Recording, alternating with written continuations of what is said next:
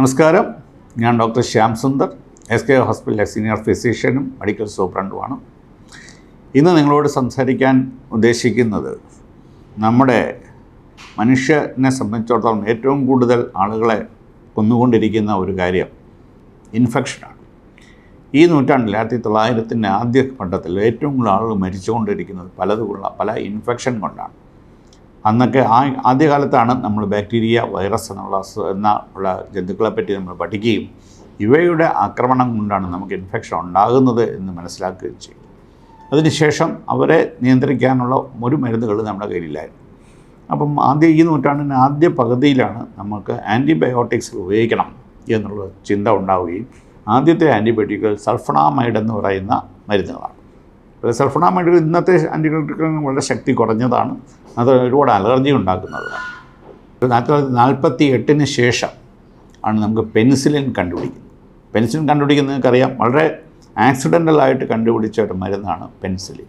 Penicillium എന്ന് പറയുന്ന ഒരു ഫംഗസിൻ്റെ ചുറ്റും ഈ പറഞ്ഞ രോഗാണുക്കൾ വളരുന്നില്ല എന്ന് മനസ്സിലാക്കി നോക്കിയപ്പോഴാണ്, അതിൻ്റെ കാരണം എന്താണെന്ന് നോക്കിയപ്പോഴാണ് പെനിസിലിൻ എന്നൊരു സാധനം, പെനിസിലിയം എന്നുള്ള ഫംഗസ് ഉണ്ടാക്കുന്നുണ്ട്. അതിനെ നമ്മൾ വേർതിരിച്ചെടുക്കുകയും ആദ്യമായിട്ട് ഒരു ആൻറ്റിബയോട്ടിക് ഉദയം ചെയ്തത് അങ്ങനെയാണ്. പിന്നെ വളരെ വലിയ ഉപയോഗങ്ങളുണ്ടായിരുന്നു. ലോകത്തിലെ ഏകദേശം 50% ഇൻഫെക്ഷനുകൾ ഈ ഒറ്റ മരുന്നുകൊണ്ട് തന്നെ കൺട്രോൾ ചെയ്യാൻ പറ്റി. ഒരുപാട് ആളുകളെ ജീവിതത്തിലേക്ക് തിരിച്ചു കൊണ്ടുവരാൻ ഈ ആൻറ്റിബയോട്ടിക് ഉപയോഗിച്ചു. അന്നൊക്കെ നമ്മൾ വിചാരിച്ചിരുന്നത് ഈ ആൻറ്റിബയോട്ടിക്കുകൾ ഉപയോഗിക്കുന്നതോടുകൂടി ലോകത്തിലെ എല്ലാ രോഗങ്ങളും അവസാനിക്കുമെന്നാണ്. പക്ഷേ ഒരു 10-20 വർഷം കഴിഞ്ഞപ്പോൾ നമുക്ക് മനസ്സിലായി ഈ ആൻറ്റിബയോട്ടിക്കുകൾ കൊണ്ടൊന്നും ഈ കാര്യങ്ങളൊന്നും മാറാൻ പാടില്ല. കാരണം ആൻറ്റിബയോട്ടിക്കിനെ അതിജീവിക്കാൻ വേണ്ടി രോഗാണുക്കൾ പഠിക്കുന്നു എന്നാണ് മനസ്സിലാക്കുന്നത്. അപ്പം നമ്മൾ ഉപയോഗിച്ചുകൊണ്ടിരുന്ന പെനിസിലിൻ തന്നെ ഉപയോഗിച്ചുകൊണ്ടിരുന്ന പല അസുഖങ്ങളുടെയും ബാക്ടീരിയകൾ ഈ പെനിസിലിനെ നശിപ്പിക്കാനുള്ള എൻസൈംസ് തന്നെ ഉണ്ടാക്കാൻ തുടങ്ങി. അതോടുകൂടി ഈ പെനിസിലിൻ ഉപയോഗശൂന്യമായി. അപ്പോൾ നമ്മളെന്താണ് ചെയ്തത്? നമ്മൾ ഈ പറഞ്ഞതുപോലെ പെനിസിലിൻ്റെ കെമിക്കൽ സ്ട്രക്ചറിൽ വ്യത്യാസം വരുത്തി. ആംബിസിലിൻ, ക്ലോക്സാസിലിൻ, പിപ്പറാസിലിൻ എന്ന് പറയുന്ന പല മരുന്നുകൾ ഇപ്പം നിലവിലുണ്ട്. അത് പെനിസിലിൻ തന്നെയാണ്, ബേസിക്കലി ഇതെല്ലാം പെനിസിലിൻ തന്നെയാണ്. പക്ഷേ അവരുടെ സ്ട്രക്ചറുകളിൽ വ്യത്യാസം വരുത്തിയിട്ടാണ് ഈ അസുഖം ഉണ്ടായത്. അപ്പോൾ ഈ പറഞ്ഞ എല്ലാ മരുന്നുകളെയും അതിജീവിക്കാൻ ഇന്ന് നമ്മുടെ കൂടെയുള്ള ബാക്ടീരിയകൾ പഠിച്ചു കഴിഞ്ഞു. ഇപ്പോൾ ഓരോ ദിവസവും നമ്മൾ പുതിയ മരുന്നുകൾ ഉണ്ടാക്കുകയും അത് പരീക്ഷിക്കുകയും ചെയ്യുമ്പോൾ ആദ്യത്തെ 1-2 വർഷമെല്ലാം അത് വളരെ ഉപയോഗപ്രദമായിട്ട് ഉപയോഗിക്കാൻ പറ്റും. പക്ഷേ അതിന് ശേഷം അത് ഉപയോഗപ്രദമല്ലാതെ വരും. ഇതിനെയാണ് ആൻറ്റിബയോട്ടിക് റെസിസ്റ്റൻസ് എന്ന് പറയുന്നത്. നമുക്ക് ഇങ്ങനെ ഉപയോഗിച്ച് തുടങ്ങിക്കഴിഞ്ഞപ്പോൾ ഇപ്പം വളരെയധികം ആൻറ്റിബയോട്ടിക്കുകൾ നമ്മുടെ വിപണിയിലുണ്ട്, നമുക്ക് പ്രിസ്ക്രൈബ് ചെയ്യാൻ പറ്റും. പക്ഷേ അതിനെല്ലാം കടത്തിവിടുന്ന ബാക്ടീരിയകളും ഇപ്പോൾ നിലവിലുണ്ട്. ഇവനെയാണ് സൂപ്പർ ബഗ്സ് എന്ന് പറയുന്നത്. ഇതിൻ്റെ പ്രധാന കാരണം ഈ ബാക്ടീരിയ ഉള്ള സമയത്ത് മാത്രമേ നമ്മൾ ഈ മരുന്ന് ഉപയോഗിക്കാൻ പാടുള്ളൂ എന്നുള്ളതാണ്. അല്ലാത്ത സമയത്ത് ഈ വെറുതെ വൈറൽ ഫീവർ ഉണ്ടാകും, അതായത് പനി വൈറൽ ഫീവറുകളുണ്ടാകും. ഈ വൈറൽ ഫീവറിന് ആൻറ്റിബയോട്ടിക് ഒട്ടും പ്രയോജനകരമല്ല, ബാക്ടീരിയകൾ മാത്രമേ പ്രവർത്തിക്കത്തുള്ളൂ. അപ്പോൾ അങ്ങനെയുള്ള സമയത്തും നമ്മൾ ഈ പറഞ്ഞ ആൻറ്റിബയോട്ടിക്കുകൾ ഉപയോഗിച്ച് കഴിഞ്ഞാൽ അവിടെ നമ്മുടെ ശരീരത്തിലുള്ള രോഗാണുക്കൾ ഇതിനെതിരായിട്ടുള്ള പ്രതിരോധ ശക്തി വർദ്ധിക്കുകയും അവ മാത്രം പടർന്നു പിടിക്കുകയും ചെയ്യും.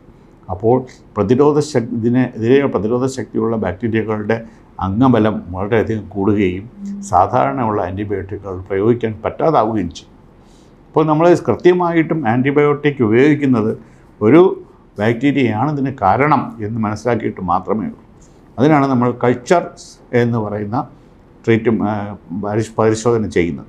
എവിടെയാണ് നമുക്ക് ഈ പറഞ്ഞ പോലെ ഈ ഇൻഫെക്ഷൻ ഉള്ളത്?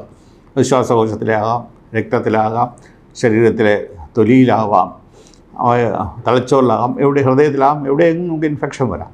പക്ഷെ അവിടെ നിന്നെല്ലാമുള്ള സാമ്പിളുകൾ എടുത്തിട്ട് കൾച്ചർ ചെയ്ത് നോക്കി, 48 മണിക്കൂർ വരെ സമയമെടുക്കും കൾച്ചർ ചെയ്ത് നോക്കിയിട്ട് ഏത് ബാക്ടീരിയയാണ് ഇതിന് കാരണക്കാരൻ എന്നറിഞ്ഞു കഴിഞ്ഞാൽ നമുക്ക് സെൻസിറ്റിവിറ്റി ടെസ്റ്റ് ചെയ്യാം.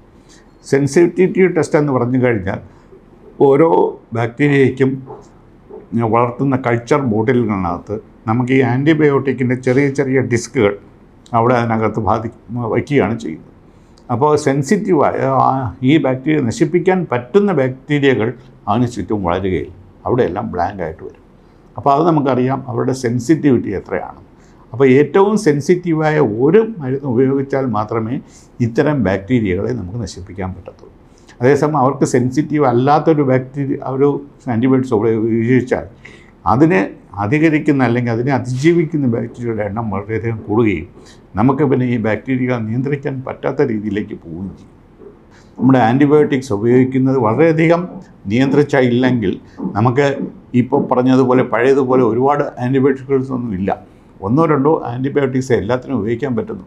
അതിനെതിരെയും ഈ ജന്തുക്കളെ ബാക്ടീരിയകൾ റെസിസ്റ്റൻസ് നേടിക്കഴിഞ്ഞാൽ പിന്നെ നമ്മൾ തികച്ചും നിരായുധരാണ്. നമ്മൾ കരുതലോടെ ഇരുന്നെങ്കിൽ വളരെ അപകടത്തിലേക്കാണ് നമ്മൾ പോകുന്നത്. ആൻറ്റിബയോട്ടിക്സ് യൂസ് ചെയ്യുമ്പോൾ എപ്പോഴും ശ്രദ്ധിക്കുക, ഡോക്ടറുടെ പ്രിസ്ക്രിപ്ഷൻ ഇല്ലാതെ ചെയ്യുന്നത് തികച്ചും അപകടകരമായ ഒരു കാര്യമാണ്.